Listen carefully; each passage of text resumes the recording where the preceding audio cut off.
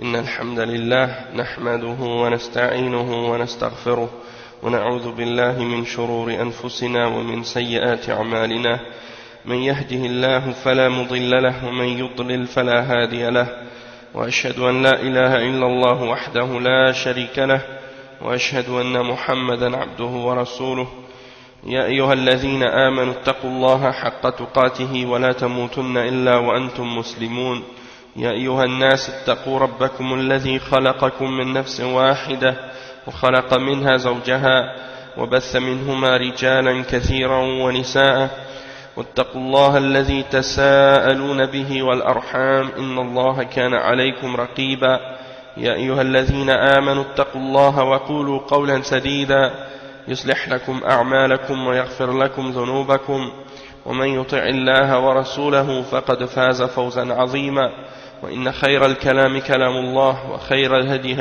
وخير الهدي هدي محمد صلى الله عليه وسلم وإن شر الأمور محدثاتها وكل محدثة بدعة وكل بدعة ضلالة وكل ضلالة في النار أما بعد. Donc aujourd'hui on commence notre deuxième cours au sujet de Jama'at Tabligh et au sujet des égarements qui sont présents dans cette Jama'a et dans cette secte. Donc au cours passé, on a commencé à lire les paroles du Cheikh Sultan al-Eid, on a lu aussi les paroles du Cheikh al-Urayni. Et aujourd'hui donc on va continuer avec le Cheikh Sultan al-Eid dans son livre qu'il a écrit sur Jama'at al-Tabligh. Mais en même temps, juste avant de commencer avec ça, il y a un livre qui est écrit au sujet de la signification de la ilaha illallah chez les Hizbiyin et chez Jama'at Tabligh. Il y a un talib ilm, un cheikh qui a écrit un livre qui s'appelle Abu Abdullah al-Masna'i al-Anasi. Il a écrit un livre qui s'appelle Al-Jahl al-Mubin bi ma'na la ilaha illallah 'inda at-Tabligh wal Hizbiyin. Ça veut dire la grande ignorance, l'ignorance évidente de la signification de la ilaha illallah pour les gens de Jama'at Tabligh, pour la secte de Jama'at Tabligh et pour les Hizbiyin. Les Hizbiyin, c'est les partis islamiques. Donc, il donne des explications sur les erreurs que ces groupes-là possèdent dans leur compréhension de la ilaha illallah. J'ai pensé qu'avant de commencer dans quoi que ce soit, donc si on parle de Jama'at Tabligh, de commencer par la base, de commencer par la ilaha illallah, c'est ce qui est le plus important, puisque c'est ce qui va faire en sorte qu'on va comprendre par la suite tout le reste de leurs égarements par la suite. S'ils ont un égarement ou s'ils ont des égarements dans la compréhension de la shahada et de la base de cette religion, eh bien c'est évident qu'ils ont des égarements dans le reste aussi. Donc c'est pour ça qu'on va commencer à parler de cet aspect-là, puis par la suite on commencera à critiquer d'autres aspects des égarements de cette jama'a et de cette secte. Donc le cheikh il commence en disant Jama'at al-Tabligh far'un 'an as-Sufiyya ولذا تقاربت أفكارهم وتلاءمت طباعهم واتفقت كثير من صفاتهم وأقوالهم ورحمة الله عز وجل على الألباني إذ سئل عنهم فقال صوفية عصرية لهذه الفرقة الضالة شطحات كثيرة ومن أعظمها هدمهم لمعنى لا إله إلا الله ومقتضاها وتفسيرهم لها تفسيرا باطلا يدل على ما عندهم من الجهل والبلاء والانحراف عن الحق والهوى عن الحق والهدى وقد وصفهم الشيخ عبيد الجابري بقوله قبورية ديوبندية خرافية شركية وذلك في رده على جابر الجزائري. Donc ici le cheikh il commence à expliquer que Jama'at al-Tabligh c'est une des branches parmi les branches du soufisme. Il découle du soufisme et donc c'est normal que leurs idées soient proches les unes des autres, qu'ils aient des idées qui sont très proches des idées des soufis. Et on voit que le soufisme est rentré dans leur tempérament et dans leur nature. étant donné qu'ils sont inspirés de ce mouvement-là et de cette tendance-là. Et il y a beaucoup de leurs caractéristiques, et beaucoup de leurs expressions et de leurs paroles, quand on les entend, on voit que ça découle directement des paroles et du tempérament et du comportement des soufis. Hein. Et c'est pour ça que parfois les gens ne comprennent pas réellement quand ils voient des salafis et qu'ils voient qu'il y a des salafis qui viennent leur parler, ou bien qu'ils entendent des cours donnés par des salafiyines qui ordonnent le bien, qui interdisent le mal.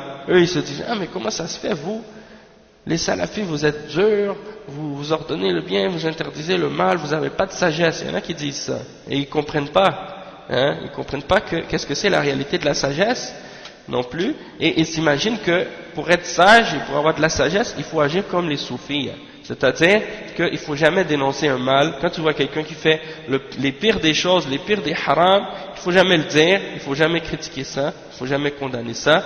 Si tu vois quelqu'un qui a des erreurs dans sa aqida ou dans sa façon de penser, dans sa façon de croire, il ne faut jamais le dire, il ne faut jamais le critiquer, hein. Il faut commencer par l'appeler à d'autres choses en premier pour soi-disant après lui ordonner le bien ou lui interdire le mal d'une autre façon indirecte, mais jamais lui clarifier les choses telles qu'elles sont directement. Et ça c'est à cause de ces méthodologies qui sont propagées dans la Ummah actuellement. Les idées des soufis par exemple, qui ne croient pas en l'interdiction du mal, et sans parler de la méthodologie des hizbiyin qui eux, par soi-disant diplomatie, hein, et pour attirer des membres, ben ils vont cesser d'ordonner le bien et d'interdire le mal, soi-disant pour ne pas les faire fuir. Donc ça c'est des exemples aussi de ces tendances-là, et donc ça c'est pour nous faire comprendre que la méthode de ces gens-là est tellement propagée, tellement répandue, que quand on rencontre des musulmans qui suivent le Coran et la Sunna, qui ordonnent le bien et qui interdisent le mal, les gens trouvent ça étrange et ils disent comment ça se fait que vous êtes comme ça, comment ça se fait que ils trouvent qu'on est dur alors que c'est pas de la dureté, et ils pensent que c'est un manque de sagesse, alors qu'au contraire c'est exactement d'être sage, d'appliquer et de mettre la douceur là où il faut et de mettre la dureté là où il faut. Et c'est ça la réalité de la sagesse, et non pas de laisser tout passer puis de ne pas interdire le mal ou de ne pas critiquer lorsque quelqu'un fait une erreur. Donc, lorsqu'on a posé la question, le cheikh dit, lorsqu'on a posé la question à Cheikh Al-Albani, et ça c'est il y a très très très longtemps de cela, on a posé la question à Cheikh Al-Albani au sujet de cette secte, au tout début, quand il est apparu, et Cheikh Al-Albani il a dit, Soufiyatun Asriya, c'est-à-dire c'est une forme de soufisme contemporaine. D'accord? Après, bon, en fait, si quelqu'un connaît les égarements du soufisme, et est au courant du danger des croyances d'égarement qui sont présentes dans le soufisme et des pratiques qui sont contraires à l'islam et contraires à la sunna à l'intérieur du soufisme, eh bien, on n'aura pas besoin de lui dire grand chose pour lui faire comprendre que les soufis que les tablirs ont des égarements dans leurs pratiques et dans leurs croyances, parce qu'il comprendra déjà que automatiquement qu'il y a un lien avec le soufisme. Déjà c'est clair qu'il y a un danger là-dedans. Mais là, celui qui ne connaît pas le danger et l'égarement du soufisme, eh bien là, malheureusement, il ne comprendra pas. Et c'est pour ça que je conseille à ces personnes-là d'écouter les cours qu'on a donnés sur la réalité du soufisme, hein, qui sont présents on les a mis sur le site salafidemontréal.com. Ils peuvent aller dans les cours là-bas qu'on a mis et écouter le cours qui s'appelle la réalité du soufisme, et il va comprendre par la suite la réalité de ces gens-là et de leurs croyances et l'égarement qu'ils ont. Et puis vous allez également trouver dans ces cours-là, il y en a à peu près 15 cours, vous allez trouver la réponse à ceux qui prétendent qu'il y a un bon soufisme et qu'il y a un mauvais soufisme. Et vous allez comprendre que tout le soufisme est égarement, hein? Sauf qu'il y a un soufisme extrémiste qui sort de l'islam parce qu'il croit en des choses de kufr, qui croit en des choses qui sont contraires à l'islam, en wahdatul wujud, par exemple que tout est Dieu et que Dieu est tout et qu'on ne peut pas faire de distinction entre le créateur et la créature, hein? Donc ça c'est la croyance beaucoup de soufis et beaucoup de turuq soufis aujourd'hui qui enseignent ces croyances-là, dont la tariqa du fondateur de Jamaat Tabligh, Al-Jistiyya, eux ils croient en Wahdatul Wujud, les fondateurs de cette tariqa, et la tariqa du fondateur de ce groupe-là, ils croyaient en Wahdatul Wujud, et ça s'exprime même dans leur définition du témoignage de la ilaha illallah. Mais également, il y en a d'autres croyances comme Al-Hulul, ceux qui croient que Dieu peut rentrer en certaines personnes ou devient un avec certaines personnes, ou bien Al-Fana, ou d'autres idées que les soufis possèdent dans leurs explications de leurs croyances. Et également, s'ils n'ont pas des croyances hérétiques qui arrivent au niveau, comme par exemple de croire que leurs saints et leurs shuyukh et leurs awliya ont un contrôle de l'univers, et ils appellent les awliya, certains d'entre eux ils les appellent al-Ghawth ou bien al-Qutb, et ils croient que celui-là c'est lui qui contrôle le monde, ils les appellent les pôles, et quand il y a un malheur ou une détresse, ils s'adressent à eux et ils les appellent au secours pour qu'ils viennent les sauver, et ils croient que ce sont des êtres qui contrôlent le monde. Donc ils croient que également les awliya, les saints, ont une connaissance de l'invisible, et qu'ils savent tout, et qu'ils sont parfaits, qu'ils ne font pas de péché, et ils font des miracles à volonté. Ils croient que ce sont ils croient qu'on ne peut pas être un wali d'Allah, un allié d'Allah, excepté si on a rempli ces conditions-là, qu'on peut faire des miracles à volonté, qu'on peut contrôler le monde, qu'on peut connaître l'invisible, qu'est-ce qui est caché dans le cœur des hommes, on peut leur dire, on peut le savoir. Donc tout ça c'est des croyances chez les soufis, qui sont des croyances de kufr, qui font que quelqu'un sort de l'islam s'il croit en ces choses-là. Mais il y a également d'autres, peut-être individus parmi les soufis, qui n'ont pas ces croyances-là, mais malgré tout, ils font des formes d'innovation et de bid'a, comme par exemple quand ils font leur dhikr, ils font pas le dhikr selon l'islam et la sunna, ils vont faire leur dhikr en chantant avec de la musique, des tambours, et ils dansent en même temps dans leur mosquée. Donc ça c'est des exemples de bid'a, que même si tu dis par exemple non, on croit pas en Wahdatul Wujud, on fait pas de shirk, on fait pas de kufr akbar, oui, mais malgré tout vous n'êtes pas sur la sunna. Parce que si vous étiez sur la sunna, vous auriez combattu et condamné toutes les innovations et toutes les bid'a, et pas juste un aspect ou une partie, comme ceux qui s'assoient en rond, qui commencent à faire des dhikr en disant hou, hou, hou, hou, comme ça pendant des heures, et qui pensent que ça c'est du dhikr. Ça n'a rien à voir avec le dhikr, Et ceux qui font le dhikr, c'est ceux qui suivent l'exemple du prophète Mohammed sallallahu alayhi wa sallam, qui font le dhikr tel qu'il l'a enseigné lui, et pas tel que les soufis le font, puisque ça n'a rien à voir avec le dhikr. Bon, ayant dit ça, une fois qu'on a compris ça, vous allez voir que maintenant les soufis, les shuyukh soufis, ils prétendent que pour comprendre l'islam ou pour comprendre la religion, souvent ils se basent sur des rêves, et ils se basent sur des apparitions qu'ils ont. Par exemple, ils prétendent qu'ils voient le prophète Mohammed sallallahu alayhi wa sallam, ou ils prétendent qu'ils voient des apparitions du prophète sallallahu alayhi wa sallam dans un rêve qui vient leur dire des choses, comme s'ils sont des prophètes. Et il y en a même certains d'entre eux qui prétendent des choses pires que ça encore, qu'ils peuvent voler jusque dans Al-Lawh al-Mahfouz, dans les tables préservées, où Allah a écrit la destinée de l'univers et des hommes. Et bien ils vont jusqu'en haut, ils vont lire ce qui est écrit là-dedans, puis ils reviennent sur la terre. Donc ça c'est des idées ou des croyances qui sont enseignées dans les livres des soufiyyin, d'accord? Et donc ils prennent leur religion de ces sources-là et non pas du Coran et de la Sunna.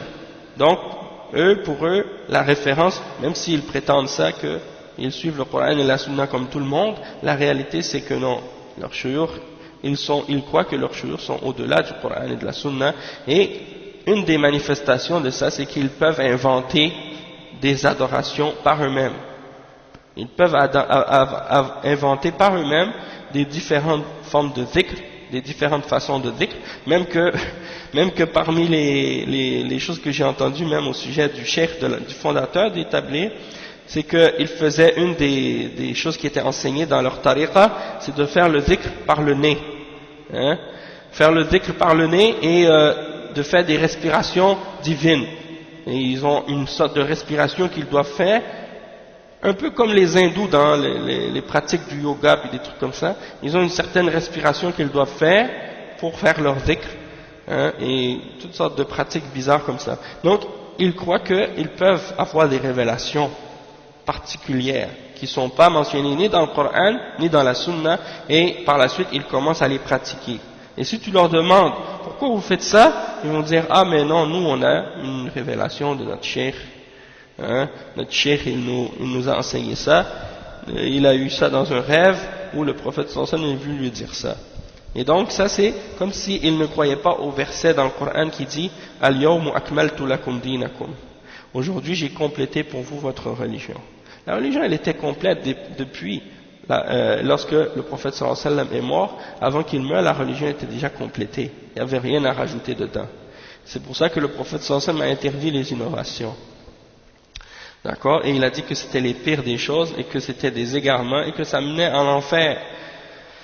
Donc on va donc continuer. Le cheikh il dit que donc Cheikh Al-Albani depuis le début il a senti et il a compris que ce groupe-là c'était un groupe soufi, et que c'est une forme de soufisme contemporaine, hein.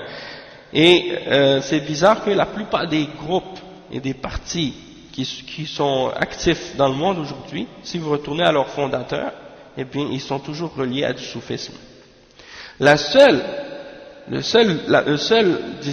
da'wa qui s'est désavouée complètement du soufisme, hein, depuis le temps du prophète sallallahu alayhi wa sallam jusqu'à aujourd'hui, disons plutôt qu'au début, au temps du prophète sallallahu alayhi wa sallam, il n'y avait pas de soufisme, mais quand le soufisme est apparu, les ulama d'Ahl Sunnah se sont toujours désavoués du soufisme jusqu'à aujourd'hui, hein. Et ça, on va peut-être avoir l'occasion de l'expliquer, mais sinon, retournez au cours la réalité du soufisme et vous allez voir. Et tous les ulama d'Ahl Sunnah, ils ont toujours réfuté les égarements et l'ignorance des soufiyas tels qu'ils l'enseignent dans leurs livres et dans leurs paroles. Donc il dit que ce groupe-là, c'est un groupe, le groupe de Jamaat Tabligh, ils ont beaucoup d'égarements, et parmi les plus grands égarements qu'ils ont, c'est la façon dont ils détruisent la signification réelle de la ilaha illallah et ce que la ilaha illallah implique dans leurs interprétations et dans leurs explications fausses de la ilaha illallah lorsqu'ils parlent, hein. Et quand ils parlent de la ilaha illallah, on voit qu'ils ont une grande ignorance, ils ont des grands malheurs et des déviations très graves par rapport à la vérité et la guidance à ce sujet-là. Et le cheikh Ubayd al-Jabiri, il a parlé de cette secte, et il les a décrits en disant que c'est une secte qui est basée sur al-Quburiyya, hein, la vénération et l'adoration des tombes, et que c'est une secte qui est basée sur qui est à la base créée par quelqu'un qui sort de l'école de celle qu'on appelle ad-Diyobandiyya, qui est une école qui est en Inde, qui est une école soufiyya, hein, et qui est remplie de soufisme et de contradictions avec la sunna, et qui enseigne la aqida des Maturidiyya, hein. Tout ça c'est des choses qui sont enseignées par cette école-là. Et en passant, parmi ceux qui sortent de cette école qu'on appelle les Diyobandiyya, les écoles qu'ils appellent Dar al-Ulum dans différentes parties du monde, et bien de cette école-là vous trouvez les talibans qui sont de cette école, et vous trouvez également, hein, les talibans en Afghanistan sont des Diyobandis, et aussi les Jamaat Tabligh qui sont des Diyobandis. Puis il y a une autre catégorie de Diyobandis qui sont pas dans Tabligh, qui sont pas nécessairement avec les talibans, mais qui ont les mêmes manhaj, les mêmes aqidah, qui propagent toutes sortes de croyances qui sont parfois contraires à l'islam en grande partie. Et en particulier, qui ont toutes sortes de pratiques aussi qui se réfèrent au shirk, comme le fait de faire des talismans ou des amulettes, et de porter ça comme protection, des différentes amulettes et des différents talismans et des choses comme ça qu'ils ont, et beaucoup d'autres choses aussi. Donc, lorsque Ubayd al-Jabiri a réfuté Abu Bakr al-Jazairi parce que Abu Bakr al-Jazairi souvent il a défendu les tablighs. Alors Ubayd al-Jabiri, quand il l'a réfuté, il a mentionné à leur sujet, il a mentionné cette chose-là. Et voici, maintenant il dit le cheikh, وقالوا معنى لا إله إلا الله إخراج اليقين الفاسد على ذات الأشياء المحسوسة الملموسة المرئية وإدخال اليقين الصادق على ذات الله أنه لا خالق إلا الله ولا رازق إلا الله ولا محيي ولا مميت إلا الله. Donc ça c'est la définition de Jamaat Tabligh. Comment ils définissent la ilaha illallah? Ils disent la signification de la ilaha illallah c'est de faire sortir la fausse conviction que quelqu'un a dans son cœur au sujet des choses qui sont qu'on peut sentir, les choses qu'on peut palper, les choses qu'on peut voir.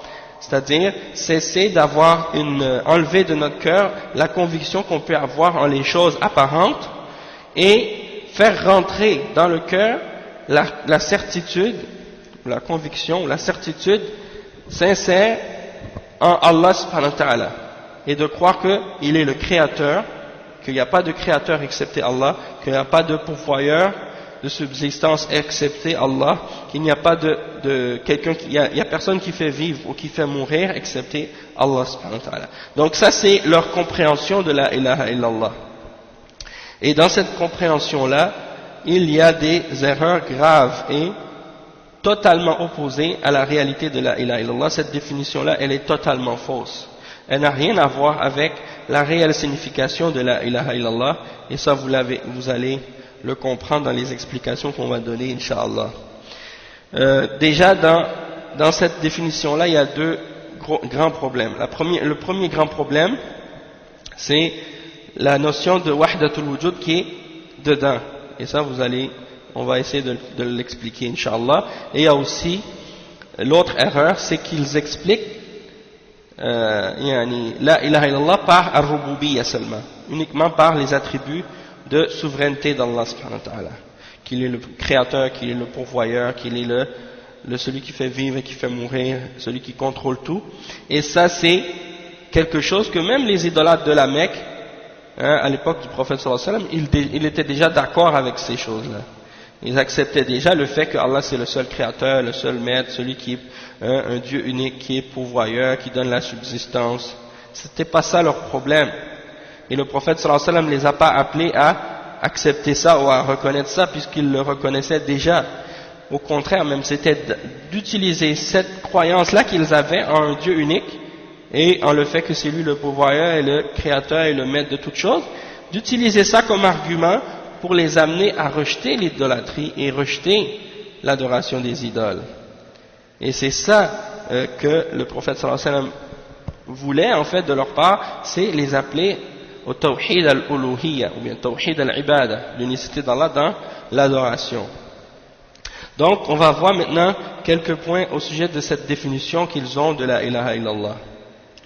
Donc ils disent قولهم إخراج اليقين الفاسد على ذات الأشياء فهم بهذا يرون أن الأخذ بالأسباب مناف لكلمة لا إله إلا الله الكلمة الطيبة بل إنهم يعدون الأخذ بالأسباب طاغوت يقولون إن الأصنام 5 فقط الصنم الأول التكسب ولو على طريق الحلال لأنها تلهي عن الدين. قال أبو عبد الله وبطلان هذا القول ظاهر وفساده معلوم ولا تنسى أن هذه الفكرة فكرة صوفية دسيسة خبيثة منافية للكتاب والسنة فإن إمام الموحدين محمدا صلى الله عليه وسلم قد تكسب واتجر فماذا يا فرقة التبليغ ولما أغرق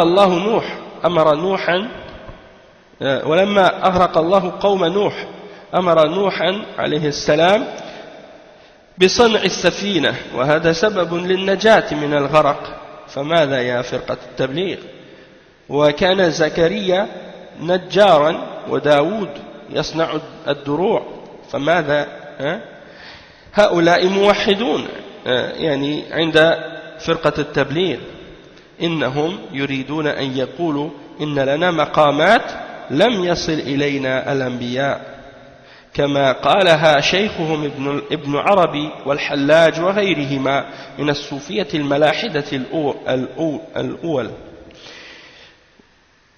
Donc, premièrement, ils ont dans cette notion de l'explication qu'ils ont de la ilaha illallah de faire sortir du cœur la certitude, la fausse certitude en les choses. Et l'explication ou la réfutation de ça, c'est, ou le problème avec ça, c'est qu'ils ne croient pas en le fait de prendre les causes et les effets que Allah subhanahu wa ta'ala a créés dans cet univers. Donc ils nient la réalité des causes et des effets. Et c'est pour ça que lorsqu'ils expliquent parfois la ilaha illallah, comme on va l'expliquer plus tard, quand ils parlent de ça, ils disent que par exemple, il ne faut pas croire que c'est le feu qui brûle. Il ne faut pas croire que c'est le couteau qui coupe. Hein? Il nie la réalité des causes et des effets que Allah subhanahu wa ta'ala a créés.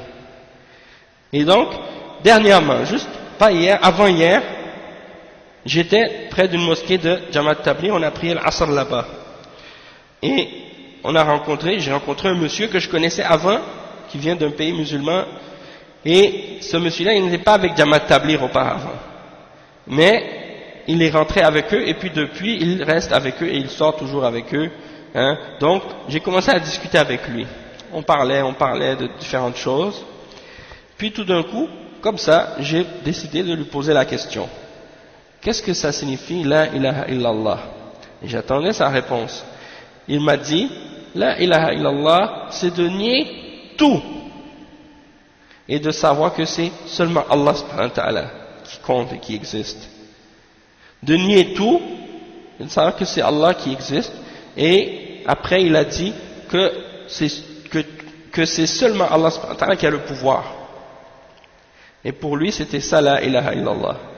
Maintenant quand tu regardes dans le Coran et dans la Sunna, est-ce que tu vois que le prophète Muhammad sallallahu alayhi wa sallam a dit aux gens, vous devez croire que vous devez croire qu'il faut nier tout ce qui existe, excepté Allah? Est-ce que le prophète sallallahu alayhi wa sallam a dit ça? Allah subhanahu wa ta'ala, le prophète sallallahu alayhi wa sallam nous a pas ordonné de nier tout ce qui existe. Hein? Et eux, ils veulent dire par là qu'il faut nier la réalité des causes et des effets. Le fait que Allah subhanahu wa ta'ala, il a créé le feu et il a donné au feu le pouvoir de brûler. Il ne faut pas nier que le feu a ce pouvoir-là. Eux, ils veulent nier complètement que le feu a un pouvoir de brûler. Et parmi ces gens-là, parce que ça c'est l'aqida des Asha'ira et des Maturidiyya, ça c'est les gens de Kalam, les philosophes, ils rentrent avec des philosophies comme ça, qu'il ne faut pas croire que le feu a un pouvoir de brûler. Si tu crois que le feu a un pouvoir de brûler, tu deviens mushrik. Si tu crois que le couteau a un pouvoir de couper, tu deviens mushrik. Hein? Et ça n'a rien à voir avec le tawhid, ça c'est en contradiction même avec le tawhid. Parce que Allah subhanahu wa ta'ala nous a ordonné d'affirmer les choses qu'il a créées et de croire qu'il a créé en ces choses-là certaines forces et certaines capacités. Et cette force-là, elle est uniquement présente dans cette chose-là parce que Allah l'a mis dans cette chose-là. Et c'est Allah qui lui a donné cette force et cette capacité. Mais il ne faut pas nier cette capacité-là complètement et dire qu'elle n'a aucun pouvoir, aucune force. Ou de nier que les êtres humains, on a une force. On a une force, mais c'est une force qui est créée par Allah subhanahu wa ta'ala et qui est limitée. Hein, n'est pas absolue comme la force d'Allah subhanahu wa ta'ala. Mais comme je disais, ces gens-là, ils n'ont aucune compréhension. Et quand je lui ai expliqué que le fait de reconnaître ça, ça ne fait pas de toi un musulman. Parce que je lui ai dit, même si tu disais par exemple que oui c'est vrai, seul Allah subhanahu wa ta'ala a la force, ou bien c'est Allah qui a créé toute la force, et que il faut croire que Allah subhanahu wa ta'ala c'est le maître de l'univers, que c'est lui qui est le créateur, et c'est lui qui peut nuire, et c'est lui qui peut profiter, il faut mettre notre confiance en lui. Même si tu crois en ça, et que tu adores les tombes, et que tu adores les morts, et que tu adores les idoles, eh bien tu ne seras pas musulman. Et même si tu penses que c'est ça la signification de la ilaha illallah, tu n'as rien compris, parce que Allah subhanahu wa ta'ala, il parle aux mushrikin, il parle des mushrikin dans le Coran. Il dit au messager, wala in sa'altahum man khalaqa as-samawati wal ard la yaqulunna Allah. Hein? Donc si tu leur demandes qui a créé les cieux et la terre, ils diront Allah. Donc c'est la preuve qu'il reconnaissait et il croyait en ça. J'ai expliqué à ce frère que c'était pas ça la signification de la ilaha illallah. Et là, il a compris lui-même qu'il y avait un problème dans sa compréhension du tawhid et de la ilaha illallah. Et donc, comment quelqu'un qui prétend vouloir faire la da'wah, qui veut appeler les gens à l'islam, qui veut appeler les gens à la pratique de la religion, la base même de l'islam, le fondement le plus important de la religion, il ne connaît pas sa signification. Donc à quoi il appelle? À quoi il va appeler les gens, cette personne-là? Donc, le cheikh ici, il dit ensuite,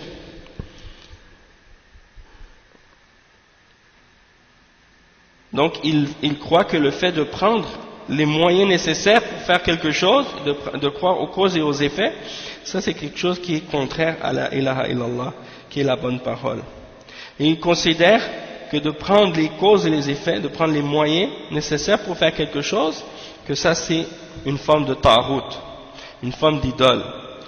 Et pour eux, les idoles sont de 5 seulement, et parmi ces 5-là, la première c'est le fait de chercher un moyen, ou chercher un moyen de subsistance, c'est-à-dire de travailler pour gagner sa vie. Pour eux, ça, c'est une idole, même si c'est fait de façon halal, parce que selon eux, ça distrait de la religion.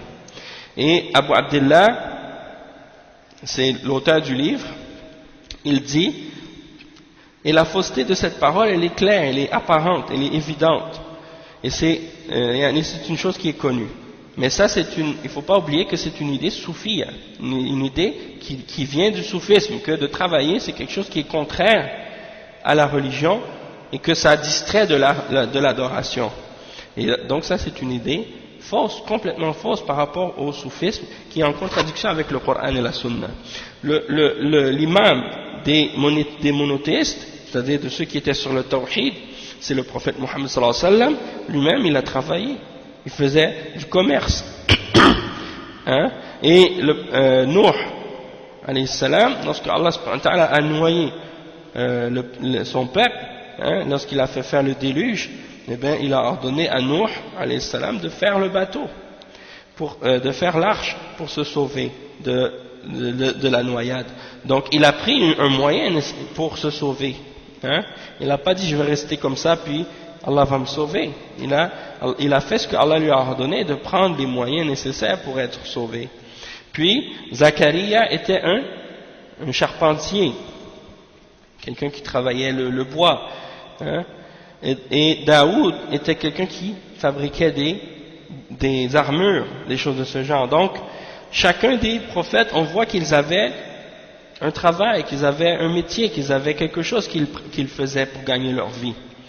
Hein? Donc, qu'est-ce qu'ils veulent dire? Il dit pour Jamaat Tabligh, tous ces prophètes sont des gens qui étaient sur le tawhid. Et qu'est-ce qu'ils veulent dire en réalité? Cheikh il dit qu'en réalité, ils essaient de dire que Jamaat Tabligh, ou bien les soufiyins, ils ont atteint un degré que même les prophètes n'ont pas réussi à atteindre. C'est ça la réalité. Quand ils parlent des prophètes de cette manière-là, ils disent regardez, les prophètes, eux, ils travaillaient. Hein, ils faisaient du commerce, ils prenaient les causes et les effets. Nous, on a dépassé ce niveau-là et on est plus haut encore, on n'a même plus besoin de prendre les causes et effets, hein, et on s'en remet directement à Allah, entièrement soi-disant, selon ce qu'ils disent, et en plus de ça, on n'a même pas besoin de travailler, on se consacre uniquement à l'adoration. Donc ça, c'est une des idées qui était enseignée par les têtes du soufisme, parmi les shuyukh qui sont les plus respectés parmi les soufis, c'est Ibn Arabi, celui qui est le cheikh des soufis, il l'appelle Cheikh al-Akbar, et Al-Hallaj, qui a été exécuté lui aussi à cause de ses idées hérétiques, parce qu'il disait que Allah était en lui, et qu'il était un avec Allah subhanahu wa ta'ala, ou des choses de ce genre, qui sont des paroles de kufr. Et sont les premiers hérétiques parmi les soufis, les plus connus pour leur hérésie et pour leur déviation et leur kufr et leur égarement. ومن الأدلة الرادة عليهم قوله وهو الذي جعل لكم الأرض ذلولا فامشوا فيه هو الذي جعل لكم الأرض ذلولا فامشوا في مناكبها وكلوا من رزقه. فإذا قضيت الصلاة فانتشروا في الأرض. Donc le cheikh il mentionne des versets comme le verset 15 dans Surat al-Mulk et le verset 10 dans Surat al-Jumu'ah, dans lequel Allah subhanahu wa ta'ala nous incite de prendre les moyens nécessaires pour arriver à faire ce qu'il nous demande et à gagner notre subsistance. وبهذا يعلم أن ترك أخذ الأسباب شرك وقدح في معنى لا إله إلا الله. Le cheikh il dit c'est ainsi qu'on peut comprendre que d'abandonner le fait de prendre les causes nécessaires que Allah nous a permis de prendre pour arriver à notre but dans qu'est-ce qui est halal, et bien ça c'est d'abandonner ça, c'est une forme de shirk et c'est quelque chose qui vient en contradiction avec la signification de la ilaha illallah. لأن فيه ردا لما دلت عليه أدلة الكتاب والسنة والله هو الذي خلق الأسباب لنستعين بها على إقامة توحيده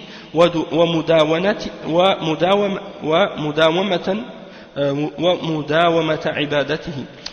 C'est-à-dire que pourquoi il y a un problème dans la signification de la ilaha illallah pour celui qui nie le fait de prendre les causes nécessaires, c'est parce que la personne qui fait ça, c'est comme si elle rejette les preuves du Coran et de la Sunna. Et Allah subhanahu wa ta'ala, c'est lui qui a créé les causes. Et il nous a ordonné de prendre ces causes-là comme aide ou comme support, dans le sens que pour établir son tawhid. Dans le sens que par exemple, si tu as faim, tu vas manger. Et si ton intention, tu manges dans le but d'avoir de la force pour pouvoir continuer à adorer Allah subhanahu wa ta'ala, ça c'est une cause que Allah subhanahu wa ta'ala a créée qui va t'aider à établir le tawhid. Ça c'est un exemple. Et il y a d'autres choses également. Donc le fait de travailler, tu gagnes ton risque d'une façon qui est halal, tu vas pouvoir continuer à adorer Allah subhanahu wa ta'ala avec ce risque que tu vas gagner. Et pour continuer à l'adorer et à établir le tawhid. فترك الأسباب قدح في الشريعة واعتماد على الأسباب وحدها دون الله شرك بل الاعتماد والتوكل على الله والأخذ بالأسباب وسيلة فقط. Donc le cheikh dit ici que d'abandonner les causes c'est une insulte, une attaque à la charia, et le fait de se reposer uniquement sur les causes et d'oublier Allah subhanahu wa ta'ala, ça c'est du shirk. Donc il faut être entre ces deux extrêmes là. Il faut ne pas nier les causes et les effets qu'Allah subhanahu wa ta'ala a créés, comprendre ça, et en même temps il ne faut pas non plus se reposer uniquement sur les causes et les effets, mais s'en remettre à Allah une fois qu'on a pris les moyens nécessaires qui sont permis pour nous, et bien de s'en remettre à Allah subhanahu wa ta'ala, de mettre notre confiance et de se reposer sur Allah subhanahu wa ta'ala, et de savoir que le fait de prendre les moyens nécessaires pour arriver à notre objectif, c'est seulement un moyen, et c'est pas ça qui nous garantit le succès et le résultat. Ensuite, comme deuxième point, c'est-à-dire de faire rentrer la certitude véridique et sincère à propos de Allah subhanahu wa ta'ala, en l'être d'Allah subhanahu wa ta'ala, en Allah lui-même, faire rentrer la certitude véridique en Allah subhanahu wa ta'ala. C'est-à-dire, le cheikh dit وهذا الكلام يلزم منه وحدة الوجود ومعناه الحلول والاتحاد وهو أن الله حل في كل شيء من المخلوق من حجر من شجر من إنسان من جن. ويشهد لهذا ما قاله عبد الوهاب الشعراني أحد زعمائهم وأقره بعضهم بقول قال وليعلم أن السر في تجاوز العبد عن حده هو أن الله خلقه على صورته ومن المعلوم أن الله يوصف بصفات الجلالية مثل الكبرياء والحياء والعزة والجلال فسرت هذه الأوصاف في صورته. قال إن الله سبحانه وتعالى هو منبع الجمال كله حقيقة ولا جمال في الدنيا حقيقة إلا جماله. الأمراض وتبليغ النصاب. قلت وهذا هي أساس عقيدة وحدة الوجود التي اكتسبها التبليغ من زعيم الصوفية الأول الحلاج وكذا ابن عربي، وهذا هو تسريح زكريا أحد مشايخهم حيث قال إن عقيدة وحدة الوجود بداية التصوف. Donc il explique ici que dans cette croyance, dans cette expression-là, de faire rentrer la certitude véridique en Allah subhanahu wa ta'ala, ça c'est la croyance en l'unicité de l'existence. C'est-à-dire que Allah subhanahu wa ta'ala, il est en tout et il est partout. Et que Allah subhanahu wa ta'ala, il est dans les arbres, dans les pierres, dans les roches, dans l'être humain, dans les djinns et dans tout ce qui existe. Et qu'on ne peut pas distinguer entre la création et le créateur et la créature. Ça c'est un des enseignements qui est enseigné par les soufiyins. Et il cite différentes personnes qui ont parlé, qui ont dit des choses de ce genre, et puis il mentionne ensuite les paroles de Mohammed Zakaria, un de leurs shuyukh qui s'appelle Zakaria, qui a dit que la aqidah de Wahdatul Wujud c'est le début du soufisme. Donc ça indique, ça c'est mentionné dans Shama'im Imdadiyya. Donc ça c'était à la page 70 de ce livre-là, il mentionne ça. ولا يخفى على عاقل أن هذا القول وحدة الوجود كفر بواح مناف لقوله تعالى ليس كمثله شيء. Donc cette parole en wahdatul wujud, elle est complètement en opposition avec l'islam, c'est une forme de kufr clair. Et les ulama ont déclaré que cette parole-là c'est une parole de kufr. Et Allah subhanahu wa ta'ala dit il n'y a rien qui lui ressemble, il n'y a rien qui est comme semblable à lui. Ça c'est dans le verset 11 dans Surat Shura. Et qu'il est au-delà de son trône et qu'il est séparé de sa création, et qu'il ne se mélange pas avec sa création. Et donc ça c'est des choses qui réfutent clairement que c'est ce que ces gens-là prétendent. وقولهم أنه لا خالق إلا الله هم بهذا لا يزيدون على ما كان عليه المشركون قبل الإسلام كما تقدم لك. وهؤلاء أيضا يفسرون معنى لا إله إلا الله بمعنى توحيد الربوبية وهو أن الله هو الخالق الرازق المدبر وقد كان المشركون يقرون بهذا التوحيد وكما ذكر الله ذلك عنهم في آيات كثيرة من القرآن ولم ينفعهم ذلك ولم يدخلهم في الإسلام وقد جاهل التبليغيين معنى لا إله إلا الله على الحقيقة وهو أنه لا معبود بحق إلا الله المستحق للعبادة دون ما سواه فيجب إفراده بجميع أنواع العبادة ولا يجوز صرف شيء منها لغيره ومن صرف منها شيئا لغير الله فقد جعل ذلك الغير شريكا له في ألوهيته ومن خفي عليه هذا المعنى فهو من أجهل الناس ولا خير فيه. Donc le cheikh il explique ici, il dit qu'ils expliquent la signification de la ilaha illallah en disant il n'y a pas de créateur excepté Allah. Il n'y a pas de gens qui donnent la subsistance, il n'y a personne qui donne la subsistance ou qui pourvoit la subsistance ou qui fait vivre ou qui fait mourir ou qui contrôle le monde et qui a de pouvoir excepté Allah subhanahu wa ta'ala. Donc ça c'est la parole qu'ils disent et cette parole-là ça n'augmente rien à ce que les mouchriquines avant l'islam disaient. C'est-à-dire que le fait d'interpréter la ilaha illallah par tawhid al-rububiyyah, c'est une chose qui est de demander aux gens de dire quelque chose qui est déjà accepté, même par les mouchriquines à l'époque, qui croyaient que Allah subhanahu wa ta'ala c'est le créateur des cieux et de la terre, comme vous pouvez le retrouver dans plusieurs versets dans le Coran. On l'a mentionné tout à l'heure, parce que la ilaha, le mot ilah ici, qu'est-ce que ça signifie? Ça signifie quelque chose qui est adoré, al-ma'boud. Et donc al-ma'boud, tout ce qui est adoré, que ce soit quelque chose qui est adoré et qui mérite ou qui ne mérite pas, il n'y a rien qui mérite d'être adoré excepté Allah subhanahu wa ta'ala. Donc quand tu dis la ilah, tu nies pas tout comme le soufi, comme le tabligh, qu'est-ce qu'il m'a dit, tu nies tout. Non, tu nies pas tout, tu nies tout ce qui est adoré. Tout ce qui est adoré. Donc ça veut dire que tout ce qui est adoré par les êtres humains, que ce soit vrai ou faux, tu le nies, excepté Allah subhanahu wa ta'ala. C'est ça que ça veut dire. Donc, si les gens adorent une tombe, ou adorent un saint, ou adorent un arbre, ou adorent une pierre, ou adorent une image, ou adorent un homme, ou adorent un djinn, ou adorent une statue, ou n'importe quoi, le soleil, ou la lune, hein, ou un porte-bonheur, ou n'importe quoi. Si quelqu'un adore quoi que ce soit, tu le nies. Tout ça c'est nié. Et le seul que tu affirmes comme étant celui qui mérite d'être adoré, c'est Allah subhanahu wa ta'ala, le créateur, le maître, celui qui donne la subsistance, celui qui fait vivre, celui qui fait mourir, c'est lui seul que tu adores. Et l'adoration, c'est tout ce que tu fais comme action ou comme parole qui fait partie de ce que Allah subhanahu wa ta'ala aime et des choses que Allah subhanahu wa ta'ala agrée. Et donc, si tu offres une de ces adorations-là à quelque chose autre qu'à Allah subhanahu wa ta'ala lui seul, alors dans ce cas-là, tu es rentré dans le shirk, tu as associé avec Allah subhanahu wa ta'ala ce que Allah subhanahu wa ta'ala ne mérite, ce qui ne mérite pas d'être adoré. Tu as associé avec Allah quelque chose dans l'adoration, tu as commis le shirk.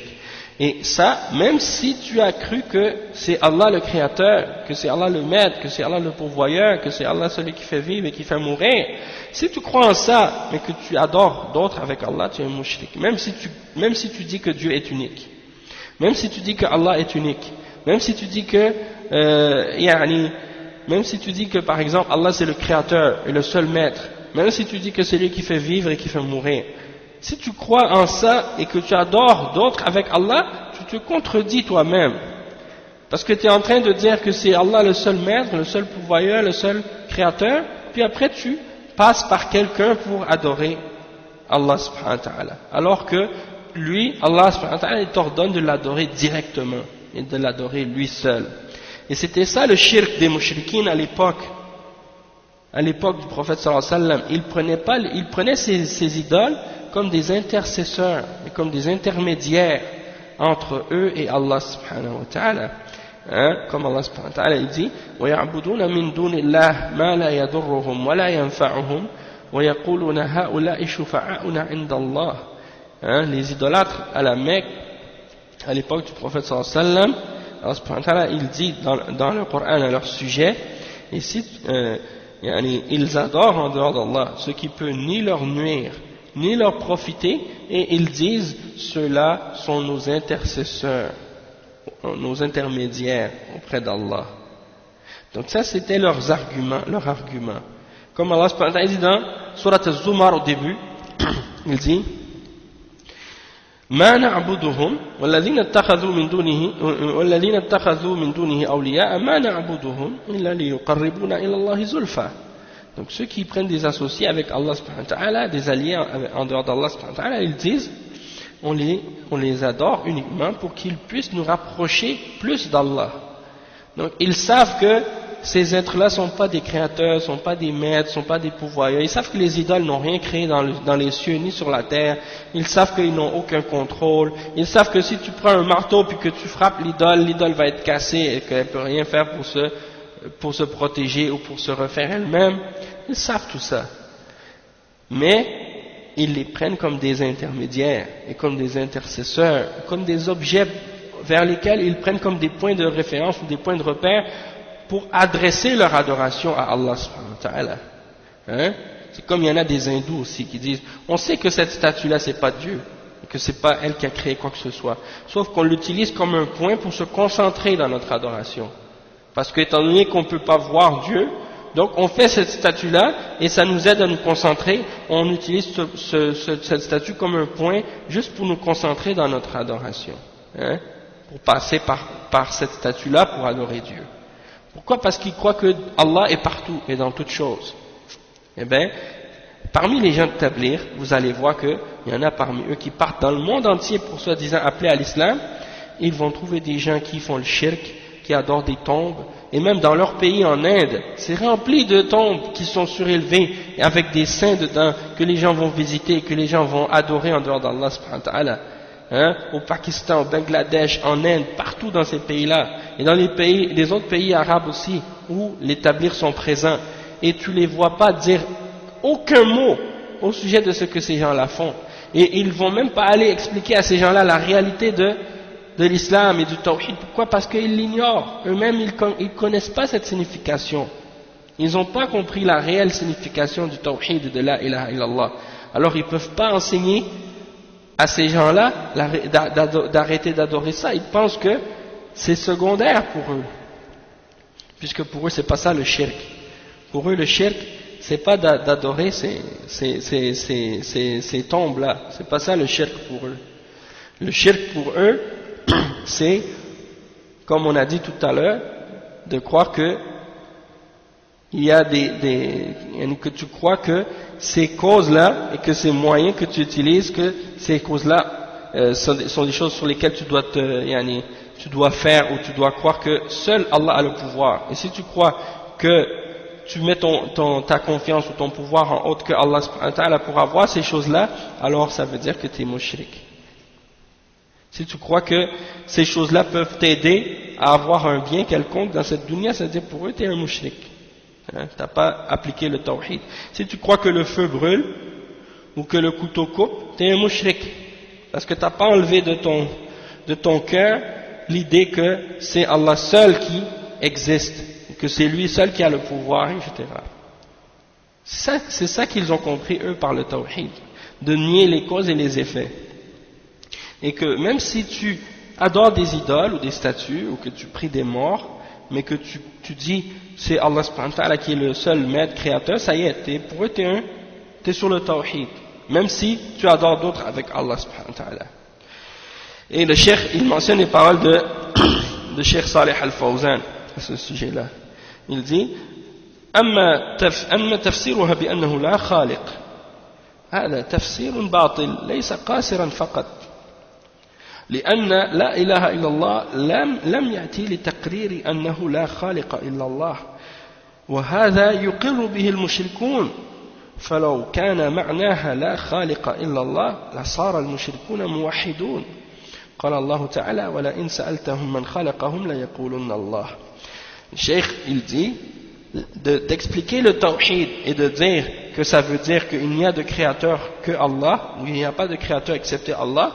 Ça c'est une explication qui est fausse, elle n'est pas seulement incomplète, c'est une explication qui est totalement fausse. Parce que la parole de la ilaha illallah, ça veut pas dire qu'il n'y a de créateur que Allah, ça veut pas dire ça du tout.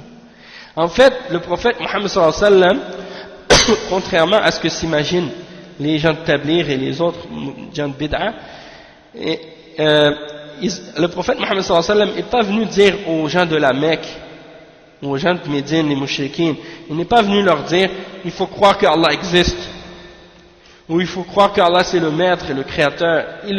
Comme on a dit tout à l'heure, ils croyaient déjà en ça, ils acceptaient déjà ça, c'était déjà compris. C'était pas ça le problème. Le problème c'est qu'ils adoraient d'autres avec Allah, comme on a dit tout à l'heure. Et ça, c'est quelque chose, c'est tellement simple en apparence à comprendre, et pourtant, ces gens-là refusent de l'accepter, ils refusent de comprendre. Hein? Après, il mentionne les paroles de Saif al-Rahman, hafizahullah. Il dit وَمَعْلُومٌ عِلْمًا وَاقِعِيًّا أن توحيد الربوبية لا يتأتى ولا يقبل إلا مع توحيد الألوهية حيث إن توحيد الألوهية غاية التخليق وعين الإيمان والتصديق لجميع أنواع التوحيد. أركان الإيمان شامل للإسلام كله والعبادات كلها وذلك واضح في كلمة لا إله إلا الله بالنفي والإثبات المفيد لمعنى الحصر التام وذلك واضح في الآية وما خلقت الجن والإنس إلا ليعبدون. Allah subhanahu wa ta'ala, il nous ordonne de dire la ilaha illallah et de témoigner de son unicité. Et dans le témoignage de la ilaha illallah, il y a deux parties, la négation et l'affirmation. La négation de tout ce qui est adoré, excepté, et là tu affirmes que c'est seulement Allah qui mérite d'être adoré. Donc il y a la négation et il y a l'affirmation. Et un ne va pas sans l'autre. D'accord? Donc, quand tu vois que ces gens-là, ils disent la ilaha illallah et ils expliquent ça par d'autres choses que la signification de la ilaha illallah, ça c'est la preuve de leur ignorance et de leur égarement.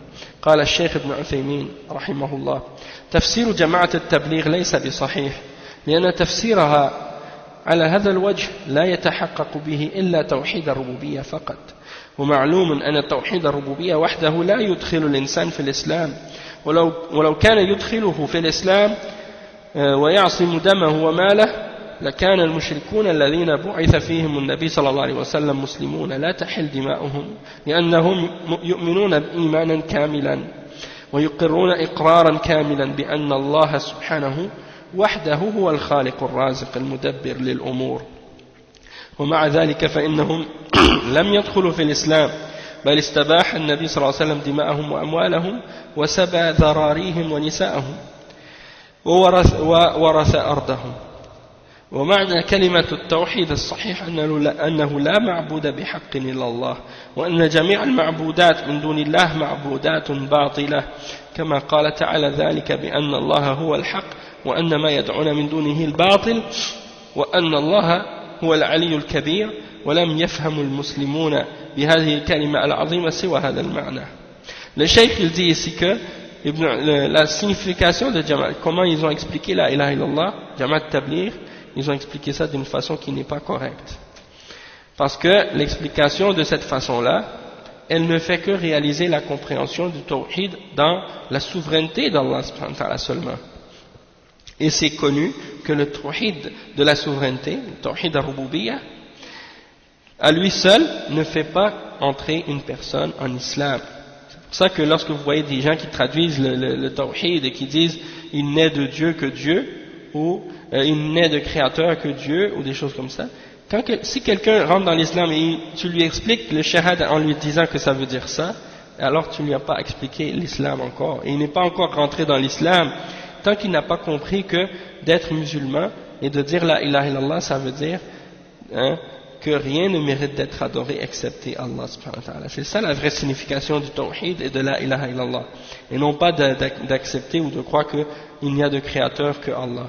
Ça, même les juifs et les chrétiens et les mouchriquines, ils le disent. Et c'est pour ça que le cheikh Ibn Uthaymin, il dit ici, si le fait de croire en Ar-Rububiyyah, ça suffisait, alors le prophète sallallahu alayhi wa sallam n'aurait pas invité les mouchriquines à devenir musulmans, puisqu'ils auraient déjà appliqué cet aspect-là. Ils reconnaissaient déjà cet aspect-là. Et leur sang et leurs biens n'auraient pas été permis. Il n'aurait pas été permis non plus de les combattre, puisqu'ils auraient eu une foi qui était complète, parce qu'ils ont déjà confirmé et accepté que Allah seul c'est lui le créateur, le pourvoyeur, celui qui contrôle tout.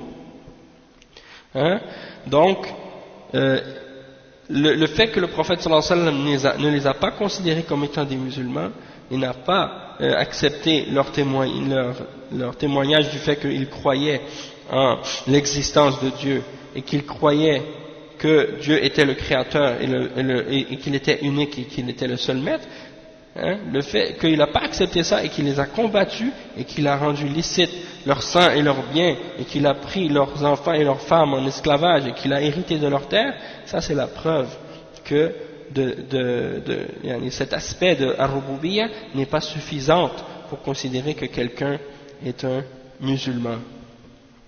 Et donc il dit le cheikh que la vraie signification de la ilaha illallah, c'est de dire que rien ne mérite d'être adoré excepté Allah subhanahu wa ta'ala, et que tout ce qui est adoré par les hommes en dehors d'Allah subhanahu wa ta'ala sont des fausses divinités. Tout ce qui est adoré par les hommes en dehors d'Allah subhanahu wa ta'ala sont des fausses divinités.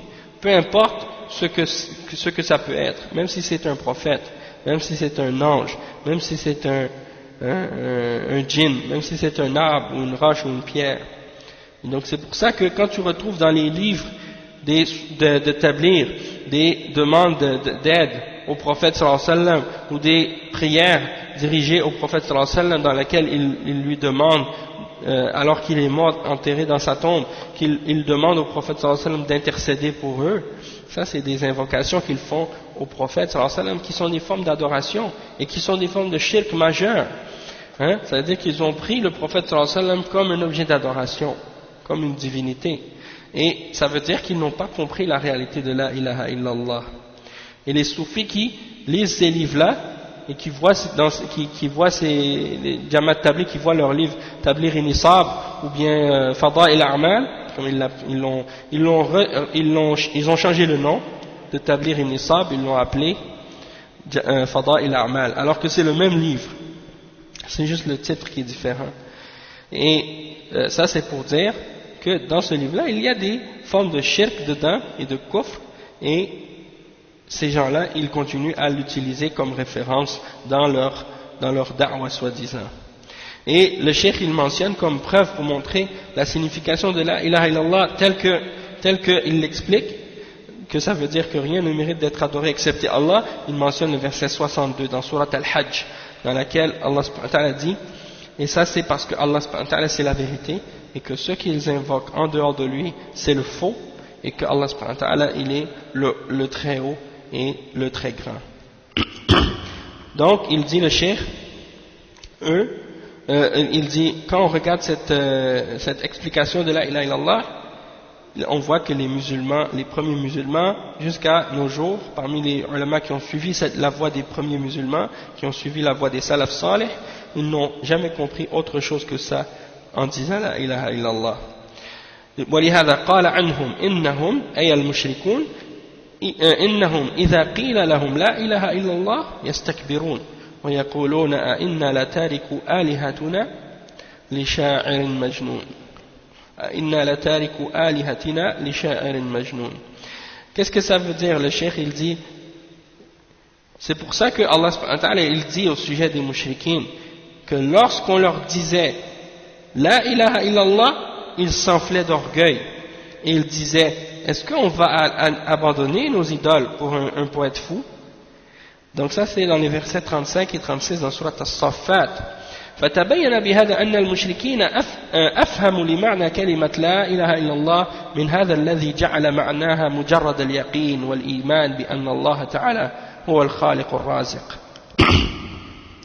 Donc le cheikh il dit, on peut donc comprendre ici que les mushrikines avaient une meilleure compréhension de la signification de la ilaha illallah que celui qui dit que c'est uniquement d'avoir la certitude ou la foi que Allah est le créateur et le pourvoyeur. Hein? Donc ça c'est pour dire que les mushrikines, quand on leur disait la ilaha illallah, ils s'enflaient d'orgueil. Et qu'est-ce qu'ils disaient? Est-ce qu'on va abandonner nos idoles pour un poète fou? Ils ont compris que la ilaha illallah implique d'abandonner les idoles. Ils ont compris ça. Et ils ont su que le fait de dire la ilaha illallah, s'ils veulent le dire, ils doivent arrêter de les adorer. Et ils ne voulaient pas arrêter de les adorer. Parce qu'ils refusaient d'accepter la vérité. Alors, ils s'enflaient d'orgueil à ce moment-là. Tandis que les gens d'aujourd'hui, parmi ces gens-là, ils disent la ilaha illallah, mais ils ne veulent pas cesser d'adorer ce qu'ils adorent en dehors d'Allah subhanahu wa ta'ala. Et ils pensent que de dire que Allah est le créateur, et que Allah est le pourvoyeur, et qu'Allah est celui qui fait vivre et qui fait mourir, ils croient que c'est ça le tawhid. Hein? Ils croient que c'est ça seulement le tawhid. Et bien sûr que c'est pas ça seulement le tawhid, et que ça c'est juste tawhid al-rububiyya, et que c'est pas suffisant pour que quelqu'un soit considéré comme étant musulman. Le cheikh il dit هذه مسألة عظيمة يجب على الإنسان أن يتوب إلى الله من هذا التفسير الفاسد لمعنى لا إله إلا الله وأن يرجع إلى التفسير الصحيح الذي اتفق عليه المسلمون والذي يفهم هذه الكلمة العظيمة يفهمه حتى المشركون الذين قتلهم النبي صلى الله عليه وسلم. Donc il dit que ça c'est une chose très importante, et un individu, un être humain qui a cette mauvaise compréhension de la ilaha illallah, il doit se repentir. Il doit se repentir de cette fausse compréhension de la ilaha illallah et revenir à la vraie signification, la signification sur laquelle tous les musulmans étaient d'accord, hein, et il doit comprendre la réalité de cette parole de la ilaha illallah, que même les mushrikines que le prophète sallallahu alayhi wa sallam a combattu avaient compris. Les mushrikines, le prophète sallallahu alayhi wa sallam les a combattus, hein, et ils avaient compris la signification de la ilaha illallah, et c'est pour ça qu'ils ne voulaient pas l'accepter, parce qu'ils voulaient continuer à adorer les idoles. Ça c'est très important de leur faire comprendre cette chose-là. وأن معنى هذه الكلمة العظيمة لا معبود بحق إلا الله، وهذا هو المعنى المتعين، فيجب على هذا القائل أن يرجع إلى الحق وإلى الصواب ويقول توحيد الربوبية شيء وتوحيد الألوهية شيء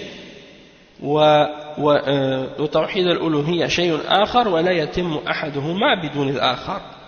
Donc ça c'est pour vous dire que ces gens-là, dans Tabligh, étant donné qu'ils sont de l'école de Deobandiyya, ils sont sur la aqida des Maturidiyya, comme les Asha'ira, comme les Ahbash. Ce sont des gens qui affirment seulement Tawhid al-Rububiyya, hein, et ils ne croient pas en Tawhid al-Uluhiyya. Pour eux ça n'existe pas. L'unicité d'Allah dans l'adoration n'existe pas pour eux. Et donc, pour eux d'adorer d'autres qu'Allah, de faire des du'a à un mort ou des choses comme ça, ça c'est pas shirk. Pour eux c'est pas shirk. Hein? Et c'est pour ça que vous les voyez en train d'écrire des livres qui essaient dans lesquels ils veulent défendre l'idée qu'on peut, selon eux, adorer le prophète sallallahu alayhi wa sallam et prier au prophète sallallahu alayhi wa sallam et faire des du'a au prophète sallallahu alayhi wa sallam, et non seulement au prophète sallallahu alayhi wa sallam, hein, mais également aux saints et aux shuyukh des turuq soufiyya, et demander le support et l'aide et le secours de leurs shuyukh. Ils écrivent des livres pour ça et ils attaquent tous ceux qui les critiquent et même ils les déclarent comme étant des kuffars. C'est pour ça qu'ils disent que les wahhabis, ceux qu'ils appellent des wahhabis, ils disent les wahhabis sont des kuffars. Hein? Ils combattent plus que les juifs, ils combattent ceux qu'ils appellent wahhabis, ils les combattent plus que ceux qu'ils appellent les juifs et les chrétiens. En fait, qu'est-ce qui est étonnant à leur sujet?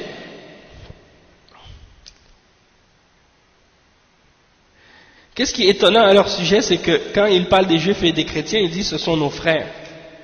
Puis quand ils parlent des wahhabiyya, hein, ceux qu'ils appellent des wahhabiyya en parlant des salafis, ils les traitent comme si c'était les pires ennemis de l'islam. Hein, alors que ce sont eux qui appellent au tawhid et à l'islam et à la sunna. Hein, ils nous prennent comme des ennemis au lieu de prendre les ennemis de l'islam comme des ennemis. Et donc, les Maturidiyya sont des gens de kalam, sont des gens qui utilisent la philosophie et ilm al-kalam. Et la même chose pour les Asha'ira. Ils affirment pas tawhid al-uluhiyya, le tawhid dans l'adoration. Et tawhid al-asma wa sifat, pour eux ça consiste à quoi? Ça consiste à nier les attributs d'Allah subhanahu wa ta'ala et à nier leur réalité, à déformer la réalité de ces attributs-là, de ne pas affirmer. Donc demandez à Jamaat Tabligh, qu'est-ce que ça veut dire? Quand vous voyez des gens de Jamaat Tabligh, demandez-leur, qu'est-ce que ça veut dire la ilaha illallah? Ils ne savent pas. Et ils vont vous donner une définition autre. Et si vous leur demandez, où est Allah? Hein? Ils ne vont pas savoir vous répondre. Hein? Parce qu'ils ne connaissent pas le tawhid. Et donc la première chose que quelqu'un doit connaître s'il veut faire la da'wah, c'est le tawhid. S'il ne connaît pas le tawhid, comment il va faire la da'wah? Il va appeler à quoi? Hein? Et donc, le cheikh il dit donc, وَأَنَّ مَعْنَ هَذِهِ الْكَلِمَةِ لَا مَعْبُودَ بِحَقٍّ إِلَّا اللَّهِ وهذا هو المعنى المتعين فيجب على هذا القائل أن يرجع إلى الحق والصواب ويقول توحيد الربوبية شيء وتوحيد الألوهية شيء ولا يتم أحدهما بدون الآخر. Donc il faut qu'il revienne à la bonne compréhension de dire que rien ne mérite d'être adoré excepté Allah, et ça c'est obligatoire à chaque musulman. Et c'est obligatoire pour la personne qui dit la mauvaise compréhension du tawhid, de revenir à la vérité et à la bonne compréhension. Et de dire qu'il y a le tawhid al-rububiyya, le tawhid de l'unicité d'Allah dans sa souveraineté, et que c'est lui le maître, et que c'est lui le créateur de toutes choses. Et il y a aussi tawhid al-uluhiyya qui est l'unicité d'Allah dans l'adoration. Et il faut absolument croire en ces deux tawhid ensemble, mais comprendre que la ilaha illallah, c'est la signification que rien ne mérite d'être adoré excepté Allah, c'est-à-dire tawhid al-ibada. Le cheikh il explique ensuite, il dit وَيُفَسِّرُونَ التَّبْلِيغ يُفَسِّرُونَ la ilaha illallah بِلَا مَوْجُودَ إِلَّا اللَّهِ. Ça c'est l'exemple que je disais tout à l'heure. وهذا التفسير منبثق من عقيدة وحدة الوجود. انظر ما تقدم عن الشيخ ابن باز، وانظر أيضا ما قدمناه من النقل حول قولهم إدخال اليقين على ذات الله. Parce que parmi les définitions qu'ils ont de la ilaha illallah, c'est qu'ils disent la mawjouda bihaqqin illallah, ou bien ils disent la mawjouda illallah. Il n'y a rien qui existe excepté Allah. Donc une des choses par lesquelles ils interprètent le la ilaha illallah, c'est de dire il n'y a rien qui existe excepté Allah.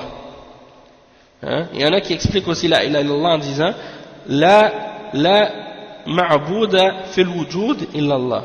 Ça aussi c'est une fausse interprétation. Ça voudrait dire qu'il n'y a rien qui n'est adoré dans ce qui existe excepté Allah. Et ça c'est faux. Parce que parmi les choses qui existent, il y a plein d'idoles qui sont adorées en dehors d'Allah, qui sont des ilahs, considérés par les hommes comme étant des ilahs, mais qui ne méritent pas l'adoration. Donc de dire que parmi ce qui existe ou dans l'existence, ça c'est un ajout qui est incorrect. Ou bien ceux qui disent la mawjouda illallah, rien n'existe excepté Allah. Et ça c'est la croyance des soufis qu'on a dit tout à l'heure, qui est wahdatul wujud, de nier l'existence des choses et d'affirmer que c'est seul Allah qui existe et que nous on est juste une illusion, hein, comme certains soufis le disent. Nous, la création, le monde qu'on voit autour de nous, c'est une illusion, ça n'existe pas. Tout ce qui existe réellement, c'est Allah. Hein? Alors qu'Allah subhanahu wa ta'ala dit khalaqa as-samawati wal arda bil haqq. Il a créé les cieux et la terre en vérité. Donc, alors que eux ils disent non, le monde n'existe pas réellement, c'est juste Allah qui existe. Et donc ça c'est un exemple de leur égarement et de leur mensonge. قال الشيخ النجمي رحمه الله هذا كلام خطير يقرر فيه قائله وحدة الوجود ولكن في قالب عبارة لا تنكر وإذا قال أحدهم لا إله إلا الله فإنه يعتقد في هذه الكلمة أنه لا موجود إلا الله بمعنى أن كل الموجودات هي الله. Donc eux, c'est comme le cheikh il dit ici, le cheikh al-Najmi, il dit ça c'est une parole dangereuse qui inspire la croyance en l'unicité de l'existence. Hein? Mais la façon dont il l'exprime, quelqu'un ne pourrait pas le dénoncer parce qu'il ne voit pas le danger qui est dedans. Quand ils disent par exemple de faire rentrer la certitude correcte en Allah, ils disent ça c'est exactement la même chose que de dire la mawjouda illallah, il n'y a rien qui existe excepté Allah. C'est la même parole et c'est une croyance de kufr comme on a dit tout à l'heure. Et si l'un d'entre eux, quand tu demandes à établir qu'est-ce que ça veut dire la ilaha illallah, lui, quand il le dit, il croit que ça veut dire rien n'existe excepté Allah. Et ça implique également que tout ce qui existe est en réalité Allah pour eux. Hein? C'est ça que ça veut dire. Que tout ce qui existe pour eux est Allah. Et ça c'est la croyance des soufis égarés. Donc on voit que la ilaha illallah, ils n'ont pas compris cette parole-là et ils ont contredit les conditions de la ilaha illallah. Il n'y a pas parmi les conditions de la ilaha illallah, il n'y en a pas une seule qu'ils n'ont pas contredit. Il n'y a pas une seule qu'ils n'ont pas contredit. Donc c'est pour ça que c'est très important de comprendre la réalité du tawhid pour comprendre l'égarement de ces gens-là. Si quelqu'un n'a pas étudié le tawhid, n'a pas compris son tawhid, eh bien vous allez voir que peu importe, vous allez essayer de discuter avec ces gens-là sur n'importe quel sujet de l'islam, vous n'allez jamais être capable de vous entendre et de vous comprendre. Pourquoi? Parce que votre base c'est pas la même. Et moi je sais, j'ai eu des discussions avec des gens, dernièrement j'ai parlé avec certains, depuis 3-4 jours, chaque fois que je vais quelque part, je tombe sur quelqu'un qui fait partie de ces groupes d'égarement, puis j'ai discuté avec un d'entre eux, on parle de certains sujets, mais ils n'ont aucune référence, aucun fondement, aucune base vers laquelle ils se retournent. Quand ils parlent de sujets, on voit qu'ils prennent un morceau à gauche, un morceau à droite, mais étant donné qu'ils n'ont pas compris le tawhid, on réalise que c'est des gens qui tirent de tous les côtés et ne savent pas réellement où ils s'en vont. Et ça c'est dommage parce qu'ils ne veulent pas apprendre le tawhid. Pour eux ils ont déjà compris, donc ils n'ont pas besoin d'étudier le tawhid puisqu'ils pensent que c'est eux qui l'ont compris réellement. Hein? Et donc c'est ça le grand malheur. Donc maintenant qu'on a expliqué ça, qu'on a compris ça, on peut lire maintenant quelques parties de la parole des paroles du Cheikh Sultan Al-Aïd. Mais il y a quelqu'un qui m'a suggéré qu'on fasse le cours sur l'établir 2 jours par semaine. Au lieu de faire que 1 jour par semaine, de le faire 2 jours par semaine. Et ce serait une bonne idée. Sauf que je ne sais pas vraiment quel jour on pourrait le mettre le 2e cours. Puisque déjà c'est bien rempli pour l'instant. Donc, Allahu A'lam. Peut-être qu'on pourrait le faire le jeudi ou le mardi, demain. En tout cas, on pourrait faire ça demain, le mardi. Lundi et mardi, on ferait sur Jamaat Tabligh. Donc, j'enverrai le message et puis on fera, en plus du lundi, on fera le mardi aussi sur Jamaat Tabligh.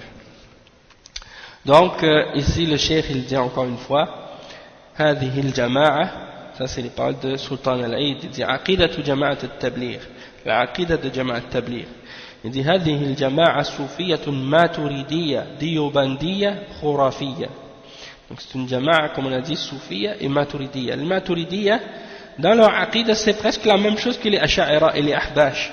Ils croient juste en 7 ou 13 attributs. Il y en a qui disent 7, 8, 14. Ils ne sont pas toujours d'accord entre eux sur le nombre d'attributs qu'ils doivent affirmer. Et ils les déforment de la réalité de leur sens. Et si tu leur demandes où est Allah, pour eux c'est un crime de poser cette question-là. Et ils ne croient pas que Allah subhanahu wa ta'ala est au-delà de son trône, comme il le dit dans le Coran. Ar-Rahmanu ala al-arsh istawa, thumma istawa ala al-arsh. Ces versets-là, ils disent non, on ne croit pas en ça de cette manière. Pour eux, ça veut dire que Dieu a conquis le trône. Et ça, c'est une déformation de la signification réelle de Ar-Rahmanu ala al-arsh istawa. Ok? Parce que ça fait partie de cette aqidah des Maturidiyya. Ils croient uniquement en Tawhid al-Rububiyyah. Et c'est des gens de kalam. Ils utilisent la philosophie pour essayer de prouver l'existence de Dieu aux athées. Et après qu'ils ont réussi à faire croire en quelqu'un l'existence de Dieu, c'est fini. Et après tu peux adorer ce que tu veux. Donc ça c'est l'égarement. Et le cheikh il dit وَنَشْأَةً وَمُعْتَقَدًا وَدَعْوَةً. C'est-à-dire que à la base de cette secte, de la secte de Jamaat Tabligh, il y a ces tendances-là de Diobandiyya, de Maturidiyya, de Soufiyya, et leur aqidah elle est basée là-dessus et leur da'wa elle est basée là-dessus. Et donc personne peut rentrer dans la Jama'a ou dans la secte si ils commencent à les critiquer, ils vont se faire rejeter et ils vont se faire éjecter rapidement. وهذا كاف في بيان ضلالها وانحرافها. وقد اعترف شيخ الجماعة محمد زكريا الكندهلوي بأن التصوف والسلوك المعروف اليوم لم يكن موجودا في عهد الصحابة والتابعين، ومع ذلك فهم مصرون على التمسك على هذه الطريقة المحدثة التي تزداد انحرافا وضلالا قرنا بعد قرن. Donc ici le cheikh il explique, il dit que même le fait que cette secte soit basée sur ces tendances-là, c'est la preuve, c'est suffisant pour dire qu'elle est égarée et qu'elle est déviée. Et même le cheikh de la Jama'a, un des chefs de la Jama'a qui s'appelle Mohamed Zakaria Al-Kandahlawi, il a reconnu que le soufisme et le suluk, la voie que les soufis empruntent pour pratiquer leur soufisme aujourd'hui n'existait pas à l'époque des sahaba et des tabi'in. Donc c'est pour ça que je dis toujours aux soufis, vous dites que les soufis existaient à l'époque du prophète sallallahu alayhi wa sallam, où est-ce qu'elles étaient les turuq que vous suivez aujourd'hui, où est-ce qu'elles étaient à l'époque du prophète sallallahu alayhi wa sallam et à l'époque des sahaba? Et est-ce qu'aujourd'hui, comme ils prétendent, est-ce que s'il y a des bons soufis, est-ce qu'il y a une tariqa aujourd'hui qui existe dans le monde, qui suit une voie qui est complètement et uniquement en accord avec le Coran et la Sunna et qui n'a pas de bid'a? Tu ne trouveras pas ça. la plupart des turuq ont toutes des bid'a. Déjà en partant pour rentrer dans la tariqa, il faut faire une bay'a au cheikh et une allégeance. Et ça en soi c'est une innovation. Donc comment essayer de prétendre qu'il y a du bon soufisme, hein? Donc le cheikh il dit, malgré qu'ils reconnaissent que cette voie n'existait pas au temps des sahaba et des tabi'in, ils continuent et ils persistent à vouloir s'accrocher à cette voie qui est innovée, qui ne fait qu'augmenter en déviation et en égarement siècle après siècle. وكان شيخ هذه الجماعة محمد زكريا يعظم من يستغيث بأصحاب القبور ويدعوهم، ومن ذلك تمثله في كتابهم الذي قرروا تدريسه تبليغ نصاب بكلام ابن الرومي مستغيثا برسول الله صلى الله عليه وسلم: ترحم يا نبي الله ترحم، ترحم يا نبي الله ترحم.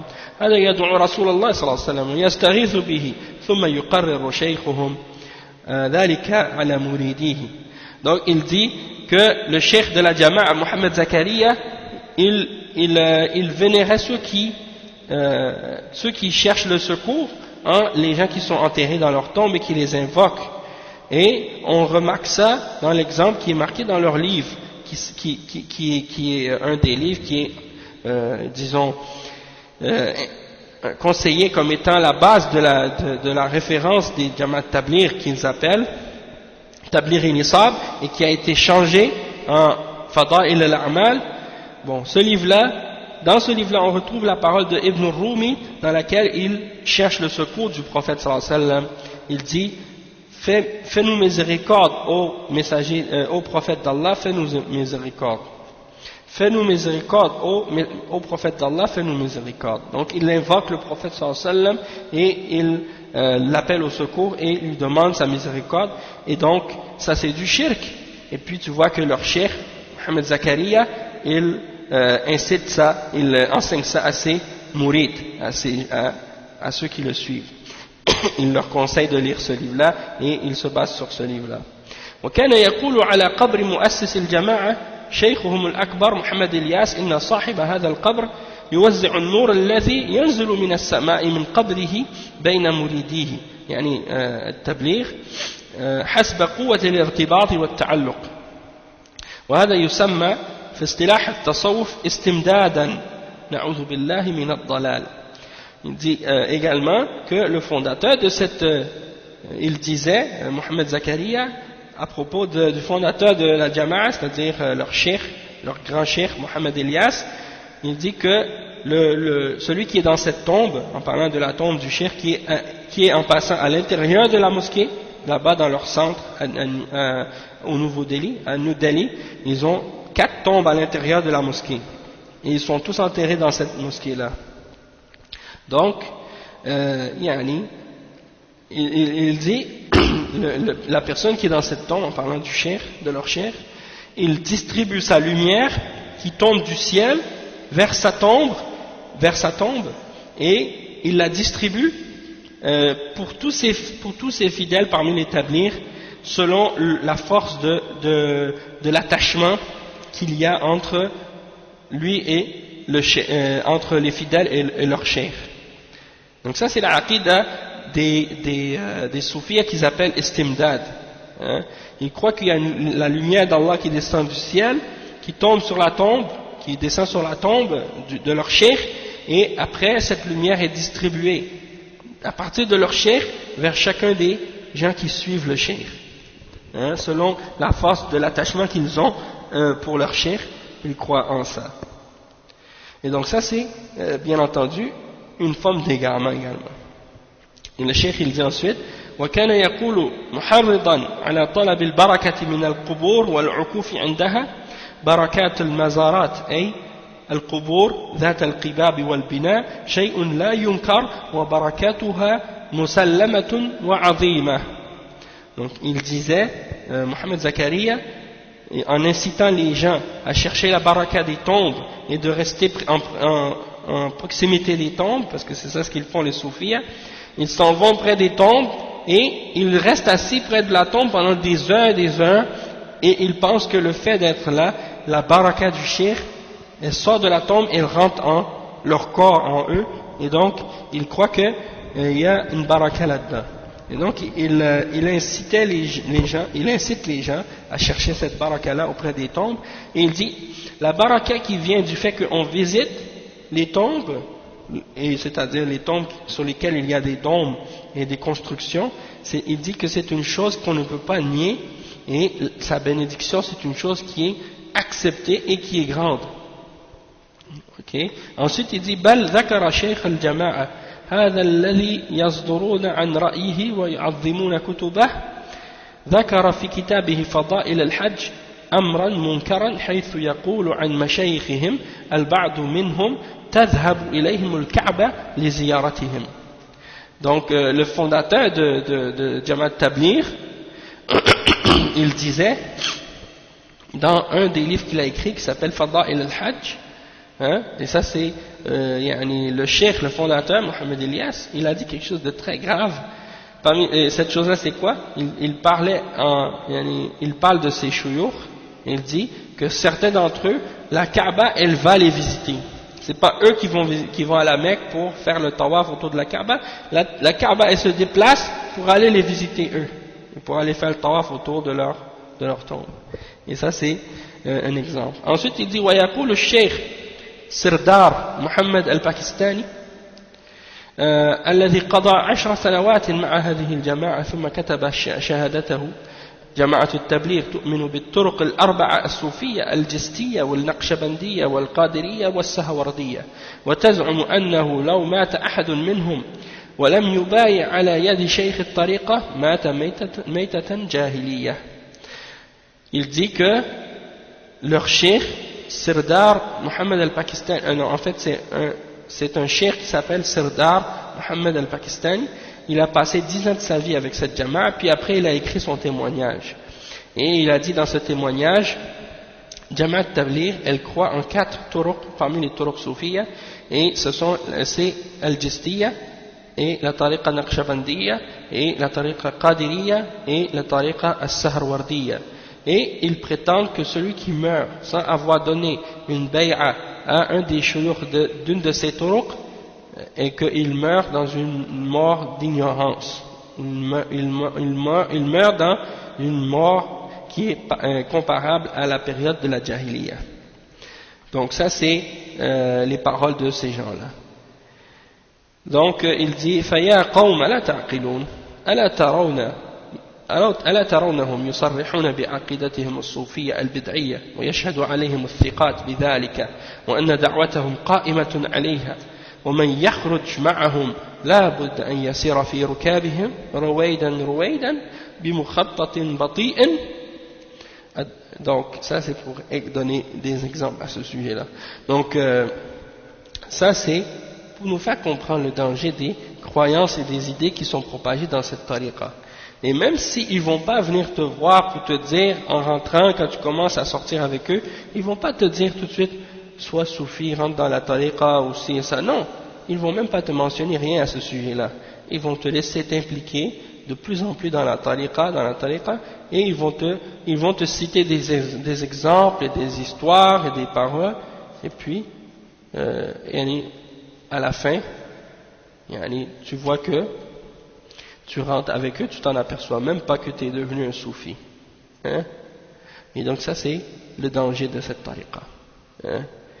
Et c'est pour ça que ces gens-là détestent les salafis, parce que les salafis sont des gens qui se basent sur le ilm et qui réfutent les égarements des gens de bid'a et des formes de shirk et des choses de superstition que ces gens-là pratiquent. Et bien entendu, ils ne peuvent pas discuter avec une personne qui a de la science de l'islam et qui connaît son tawhid et qui connaît sa religion et qui connaît la sunna. Hein? Tandis que les ignorants, ils sont bien capables de les attirer et de leur parler avec les sentiments, parce qu'ils savent utiliser les paroles qui touchent les musulmans et de les attirer par les sentiments et par les émotions. Malheureusement, ils ont peut-être des bonnes intentions, mais l'intention à elle seule, tout seul, n'est pas suffisante. Il faut qu'elle soit, bien entendu, en accord avec l'ikhlas et en accord avec la sunna du messager sallallahu alayhi wa sallam. Donc on va s'arrêter ici pour aujourd'hui et on fera le cours demain encore une fois pour continuer la suite de ce cours-là, parce qu'un cours par semaine c'est pas suffisant. Puis si on veut bien comprendre, je pense que 2 cours par semaine ça va être plus bénéfique, Inch'Allah. Donc on va s'arrêter ici. Subhanakallah wa bihamdik, ashhadu an la ilaha illa ant, astaghfiruka wa atubu ilayh, wa barakallahu fikum, et à demain, Inch'Allah, pour la suite. Inch'Allah.